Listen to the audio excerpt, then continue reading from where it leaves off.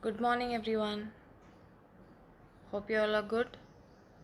Today, we'll cover the topic disability or the struggle of the disabled of the chapter inequality and exclusion.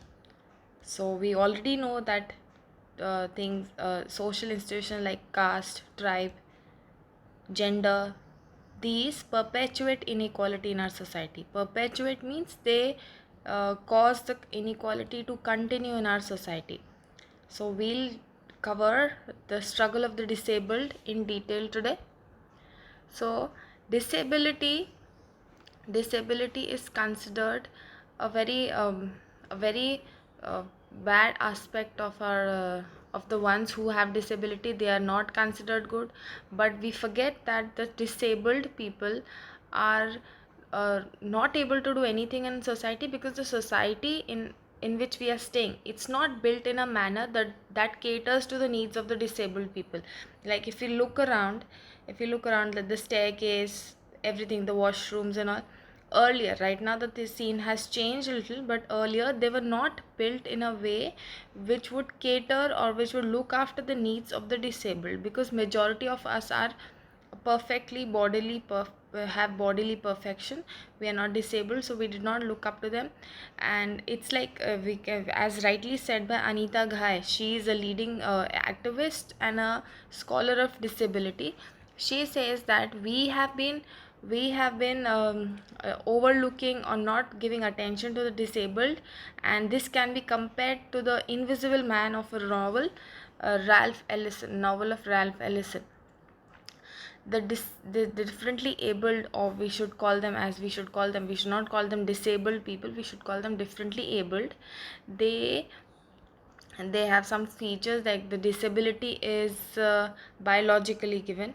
It's not achieved, it's biologically given mostly, and can be due to accidents when the mother is pregnant. The disabled people are considered as victims of disability.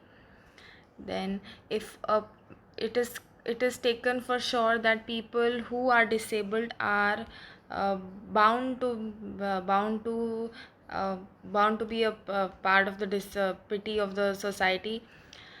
We feel that the disabled people are always in a need of help and we should be helping them. Means we don't, it's the society which is the main culprit, that we are looking at the disabled in a very negative fashion.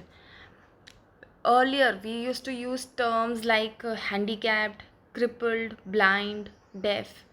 Now the terms have been changed. We are using better terms like mentally challenged, physically challenged, visually impaired, speech impaired. Earlier, we used to use, you must have seen, like around you, if someone is not listening to you, you'll say that the person is deaf. Even if the person is not deaf, you'll say the person is deaf. If someone's not coming to you on the given time, you'll say, are you lame that you couldn't come on time, or something like that.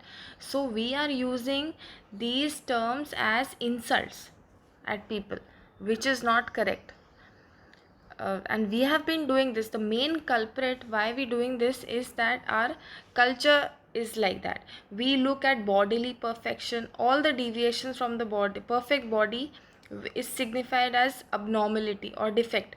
Even in our mythology, disability is portrayed or shown in a very negative or a bad fashion.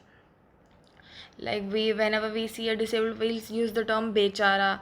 So that will even accentuate the status of the victim. Means the victim or the disabled person will feel bad that he's been called bechara, he's been pitied upon. And the main, what the reason we give is that he was destined to be crippled or to retarded or something. So we blame destiny for a person to be disabled. Now there is a very close connection between poverty and disability. Poverty means poor. We have seen that this disability will occur in families which are very poor because of malnutrition. Means, no, if the mother is not getting proper nutrition, if the mother is weakened or has lost her immunity and her strength because of frequent childbirth, there's no immunization given to the mother, or because of the crowded homes, there are chances that the disability will be more in those families.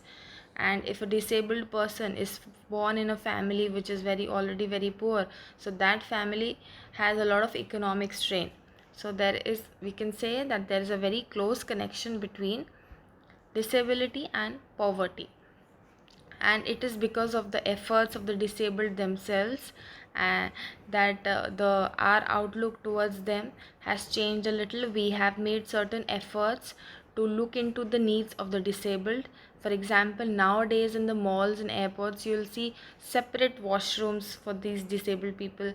We have separate educational facilities, provisions are being made in schools, courts, parking, that ramps are being made. So hospitals also, there are some changes which cater to the needs of the disabled. So awareness is also increasing now. We, our outlook is changing gradually, but there's a long way to go, that we don't look at the disabled as the ones who's always in need.